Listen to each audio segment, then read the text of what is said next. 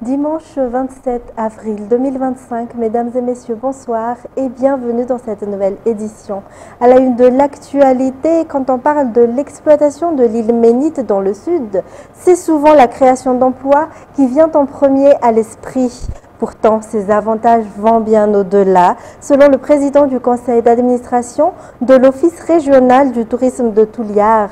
Le tourisme fait en effet partie des secteurs qui connaîtront un grand essor grâce à l'implantation du projet. Judy Galrangenerin pour plus de détails. Le Sud est une région au paysage splendide, unique et attrayant. Pourtant, le tourisme y reste peu développé en raison de nombreux obstacles. Parmi les plus importants figurent la difficulté d'accès, l'absence de vols directs internationaux et l'état dégradé de la RN7 qui ralentissent tout l'essor du tourisme. Les acteurs du tourisme dans la région ne baissent pas les bras face à ce défi. Ils s'efforcent de donner un nouvel élan au secteur, notamment à travers le projet Big South qui vise à faire connaître les 4 grandes zones du sud de l'île. Mais leur plus grand espoir repose sur l'arrivée du projet d'exploitation de l'île Ménite. L'exploitation de ces derniers pourrait contribuer à l'amélioration des infrastructures nécessaires au développement touristique, espèrent les professionnels du secteur. Parmi les projets envisagés, l'extension de l'aéroport de Touliar et la mise en place de formations pour les jeunes.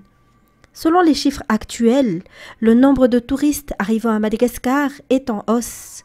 Cependant, la région sud accueille de moins en moins de visiteurs, entre 30 000 et 40 000 touristes par an, alors qu'elle a la capacité d'en recevoir jusqu'à 300 000. Et toujours dans le sud, le parc naturel de Timanapetsut, situé dans le sud-ouest de Madagascar, séduit de nombreux touristes étrangers grâce à la richesse exceptionnelle de sa faune et de sa flore, unique au monde. Lors de sa visite sur place, la ministre du Tourisme et de l'Artisanat, Viviane Dewa, a affirmé que les efforts pour promouvoir davantage le tourisme dans la région allait se poursuivre. Elle a également encouragé les Malgaches à venir découvrir les trésors du pays. À 50 km d'Anakau, dans la région Asimanjefen, au sein de la province de Touliar, se trouve le parc naturel de Timanapetsut. Ce site abrite une biodiversité remarquable, avec notamment 17 espèces d'oiseaux endémiques, des poissons aveugles, ainsi que de majestueux baobabs. Véritable attraction touristique, le parc accueille des visiteurs venus de divers pays du monde, séduits par son authenticité et sa beauté préservée. Les autorités communales collaborent étroitement avec Madagascar National Park pour assurer la protection du parc. Si les touristes malgaches sont encore peu nombreux à visiter ce joyau naturel, les responsables, dont la ministre Viviane Dewa, insistent sur le fait que le site est facilement accessible et mérite d'être visité. L'objectif est de continuer à augmenter le nombre de visiteurs, qu'ils soient nationaux ou étrangers, afin de valoriser des sites naturels d'exception tels que le parc de Timanapetsut, a-t-elle expliqué. Il est tout à fait possible de mettre en place de grandes infrastructures touristiques à Anakau, dans le district de Touliar 2, selon toujours la ministre du Tourisme et de l'Artisanat. Cela permettra de dynamiser le tourisme local. Un événement intitulé Festival des baleines y sera également organisé cette année. Toujours un reportage de Fin de Sénamirai. Anakau se situe à 40 km au sud de Touliar. C'est une destination touristique unique dans la région du sud-ouest, faisant partie du district de Touliar 2. Ses larges plages de sable fin, idéales pour divers sports nautiques comme le kitesurf, font sa renommée. Pour attirer davantage de touristes, il est essentiel d'installer des infrastructures dédiées au tourisme dans cette localité, selon la ministre du Tourisme et de l'Artisanat Viviane Dewa. Anakau possède une richesse naturelle, aussi bien terrestre que marine. D'après les explications, les baleines y passent chaque année, notamment durant le mois d'août et septembre. La promotion, l'amélioration et le développement du tourisme dans le sud de l'île se poursuivent sans relâche, toujours selon les précisions. Et toujours concernant le tourisme, comme attendu, la visite officielle du président français Emmanuel Macron a eu des retombées dans plusieurs secteurs, notamment celui du transport. Vendredi dernier, le ministère des Transports et de la Météorologie et l'entreprise Flying Whales ont procédé à la signature d'un protocole d'accord portant sur l'introduction d'aéronefs de grande capacité, les LCA-60T, destinés au transport de marchandises dans le pays. Judy Keller-Ingénierie. 2 jours après l'arrivée du président Emmanuel Macron à Madagascar, une étape majeure a déjà été franchie, la coopération dans le secteur des transports. Un protocole d'accord a été signé entre le ministère des Transports et de la Météorologie et l'entreprise Flying Whale Service pour introduire une nouvelle solution de transport aérien, le LCA-60T, un aéronef de fret capable de transporter jusqu'à 60 tonnes sans nécessité d'infrastructures spécifiques au sol. Cette innovation dans le domaine du transport revêt une importance capitale dans de nombreux secteurs. De nombreux membres du gouvernement ont assisté à cette signature, notamment le ministre de l'Industrialisation et du Commerce, le ministre de l'Énergie et des Hydrocarbures, le ministre des Travaux publics, le ministre du Développement du numérique, des Postes et des Télécommunications, ainsi que le ministre de la Population et de la Solidarité. L'objectif est d'établir des liaisons avec les zones enclavées, de renforcer le transport de l'énergie et des marchandises et de mettre en place un réseau de transport durable dans toutes les régions de l'île. Dans un tout autre sujet, le Bianco recherche Rafalari Marson, 54 ans, dont la dernière adresse connue est à Mbourpoutstalatamati. Il est poursuivi pour faux en écriture publique et usage de faux, spoliation foncière, détournement de biens publics, corruption et abus de biens sociaux. Toute personne ayant des informations sur cet individu est priée d'appeler immédiatement le 032 02 720 98 ou le 033 15 657 ou d'en informer l'autorité la plus proche. Et puis, 3 forages alimentés à l'énergie solaire ont été installés dans le district de Manz, région de Ménabé, afin de répondre aux besoins en eau des agriculteurs. Les effets de ces nouvelles infrastructures commencent déjà à se faire sentir. Les producteurs diversifient désormais leur culture, ne se limitant plus uniquement au riz, mais se tournant aussi vers d'autres types de cultures. Indiana Martina pour plus de détails. 90% de la population du district de Manz, dans la région de Ménabé, vivent de l'agriculture. Pendant de nombreuses années, les paysans ont été confrontés à un manque d'infrastructures de production, en particulier à la difficulté d'accès à l'eau pour irriguer les rizières. Depuis 2024, avec l'intervention du projet gouvernemental AD2M, mis en œuvre par le ministère de l'Agriculture et de l'Élevage, ces problèmes ont été résolus. 3 forages fonctionnant à l'énergie solaire ont été installés à Ambararat, dans la commune de Manz. Chaque forage peut produire entre 5 et 8 mètres cubes d'eau par heure. Actuellement, 80 hectares sur les 230 hectares de plaine d'Ambararat sont irrigués. Grâce à ces irrigations, les activités agricoles des paysans connaissent un nouvel essor. Désormais, ils ne se limitent plus à la culture du riz, mais s'ouvrent à diverses productions agricoles.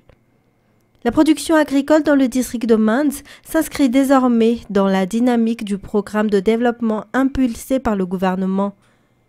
Une coopération étroite avec les paysans est encouragée selon les explications du ministre de l'Agriculture et de l'Élevage.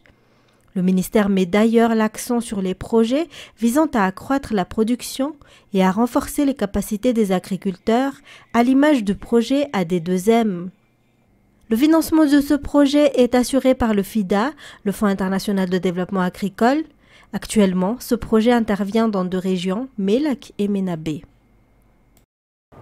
Pour terminer les actualités locales, la cérémonie officielle de sortie des 24 agents de police communale de la commune d'Anouzatouandjefen s'est tenue hier. Une étape visant à instaurer une sécurité durable au sein de la commune, selon les explications. Les détails avec Felena Koudarsoul. Afin de renforcer la sécurité et l'ordre au sein de la commune d'Anouzatouandjefen, 24 policiers communaux ont officiellement pris leurs fonctions. Ils ont suivi une formation durant 1 mois et demi et auront pour mission d'instaurer la sécurité, de gérer la circulation et de veiller à l'ordre public dans cette commune. Le maire Elidio Rangianzaf a insisté sur l'importance pour ces nouveaux agents de remplir pleinement leurs fonctions, loin de toute corruption. Ces nouveaux agents de la police communale prendront immédiatement leurs fonctions et collaboreront avec les chefs de Fouktane ainsi qu'avec les forces de l'ordre, selon toujours les explications. Dans les actualités internationales, le pontife défunt a été inhumé dans sa basilique de Cœur de Rome, après avoir été salué par plus de 400 000 fidèles qui peuvent désormais venir se recueillir sur la tombe du pape François à la basilique Sainte-Marie Majeure. Le Vatican annonce 9 jours de deuil. France 24. Oui, tout à fait. La basilique Sainte-Marie Majeure a ouvert ses portes dès 7 h ce matin. Et on peut le voir, et je ne sais pas si vous le voyez, déjà il y a énormément de monde sur la place. Il y a énormément de monde aussi qui tente de rentrer dans cette basilique. La file d'attente est très longue. Elle longe d'ailleurs la basilique et va même au-delà. Alors c'est une basilique. Pourquoi est-ce que le pape François a voulu se faire inhumer ici? C'est parce que c'est une basilique qui était très importante pour lui, qui avait une place très particulière dans son cœur, puisque c'est une basilique qui est dédiée au culte de la Vierge Marie. Il était proche de la Vierge Marie. Il l'a prié très souvent, continuellement. Et d'ailleurs, il venait s'y recueillir très régulièrement ici, puisqu'il venait, avant même d'être nommé pape, il y venait également, il y était venu au lendemain de son élection au poste de pape, et puis il y venait aussi à chaque fois, avant chaque voyage et après chaque voyage. C'était extrêmement important pour lui également d'être inhumé dans une basilique qui se trouve au cœur de Rome, parce qu'il voulait être au plus proche des pèlerins. Il voulait que les pèlerins puissent venir se recueillir sur son tombeau de façon simple, et qu'il ne soit pas enterré dans le Vatican sous la basilique Saint-Pierre comme la plupart de ses prédécesseurs, puisque c'est le premier pape en 120 ans à ne pas être enterré sous la basilique Saint-Pierre. Et on peut voir sur son tombeau, un tombeau simple comme il le voulait, il y a juste écrit dessus son nom en latin, Franciscus. La question que tout le monde se pose depuis plusieurs jours, mais encore plus depuis aujourd'hui et depuis que les funérailles se sont finies hier: qui sera le nouveau pape François? Quand aura lieu le conclave qui décidera du successeur du pape François? 9 jours de deuil ont été décrétés par le Vatican. Ces 9 jours de deuil ont débuté hier. Cette annonce se fera après ces 9 jours de deuil, ou est-ce qu'elle se fera peut-être dès demain? Ce que l'on sait, c'est que demain, lundi, il y aura une réunion des cardinaux. Parler de cette date du conclave.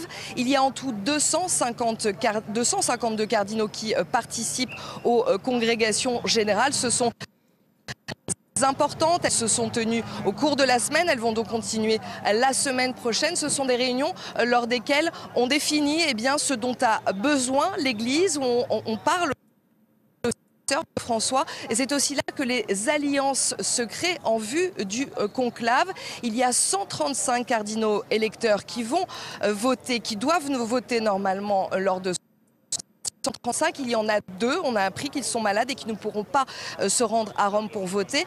133 cardinaux électeurs vont donc voter pour élire le successeur du pape François. Le conclave doit se tenir, en tout cas, et ça c'est officiel, elle doit se tenir entre le 15e et le 20e jour après la mort du pape François, ce qui veut dire qu'il pourrait se tenir entre le 5 et le 10 mai. Ce qui est sûr également, et quand on parle ici avec beaucoup de gens, on parle avec eux depuis plusieurs jours, on a encore parlé avec eux tout à l'heure à la sortie de la basilique Sainte-Marie Majeure, tous nous disent qu'ils veulent un pape comme le pape François, un pape dans la succession du pape François, un pape proche du peuple, un pape qui rassemblait au-delà de la religion. Un automobiliste a foncé sur la foule lors d'un festival de rue de la communauté philippine hier à Vancouver, dans l'ouest du Canada. tuant et blessant plusieurs personnes à quelques heures d'élections nationales. Mais la police a exclu une motivation terroriste. France 24. Ce qui devait être une journée de fête s'est terminé en tragédie. Les images circulant sur les réseaux sociaux montrent ce qu'il reste du véhicule SUV qui a foncé dans la foule, faisant de nombreuses victimes parmi les festivaliers venus célébrer en masse l'histoire philippine et son héritage. Plusieurs personnes ont été tuées, d'autres blessées. Une enquête de police est en cours. Elle exclut pour l'instant le mobile terroriste. À 20h14, le suspect, un homme seul, s'est engouffré avec son véhicule dans un festival communautaire bondé qui se déroulait près d'ici.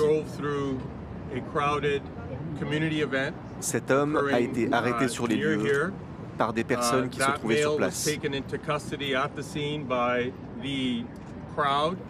Des témoins affirment que le véhicule s'est engouffré à près de 100 km/h dans une rue étroite bordée de food trucks. Le suspect, le conducteur, est un homme âgé de 30 ans connu des services de police. Il a été placé en garde à vue. Je n'ai pas les mots. C'était un jour de fête merveilleux, un festival et une communauté formidable. Quelle tragédie. La fête dite Lapu-Lapu est célébrée chaque année aux Philippines et dans le monde le 27 avril. Elle honore la mémoire d'un héros national qui s'est dressé contre la colonisation espagnole au XVIe siècle. Ce drame endeuille toute la Colombie-Britannique et plus largement le pays à la veille d'élections nationales majeures ce lundi. Pour terminer, c'est une ébauche de rapprochement après plus d'un mois de conflit qui a fait des milliers de morts. Vendredi dernier, les ministres des Affaires étrangères du Rwanda et de la République démocratique du Congo se sont entendus sur une déclaration commune. Ils se donnent jusqu'à vendredi prochain pour parvenir à un projet d'accord de paix. France 24. La paix entre le Rwanda et la RDC serait-elle bientôt possible ? Vendredi, les ministres des Affaires étrangères des deux pays se sont rencontrés à Washington et ont convenu de créer un avant-projet d'accord de paix d'ici le 2 mai, dans une déclaration signée aux côtés du secrétaire d'État américain, Marco Rubio.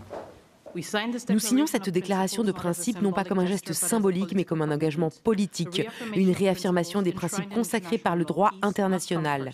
Il est clair que la paix doit venir en premier, suivi du rétablissement de la confiance et ensuite de la réouverture prudente d'une voie vers une coopération bilatérale significative. Notre objectif commun est de conclure un accord de paix global dès que possible. Mais il n'y a pas de raccourci ni de solution rapide.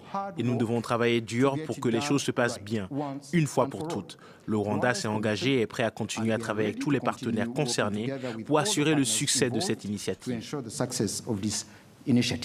La signature intervient alors que Washington négocie avec Kinshasa pour investir des milliards de dollars en RDC, riche en ressources minières. En contrepartie d'un accès préférentiel aux métaux tels que le cuivre, le cobalt ou le lithium, les États-Unis fourniraient des garanties de sécurité. La signature intervient aussi seulement quelques jours après une annonce surprise venant de Doha, où se tient actuellement une autre médiation sous l'égide du Qatar. D'un côté, le gouvernement congolais et de l'autre, les rebelles du M23, et qui ont publié pour la première fois mercredi une déclaration conjointe dans laquelle ils disent vouloir œuvrer à la conclusion d'une trêve. Et c'est ainsi que se termine cette édition. Merci à vous de l'avoir suivi. Restez avec nous tout de suite après le film de la soirée, The Forge. Au revoir et bon dimanche à tous.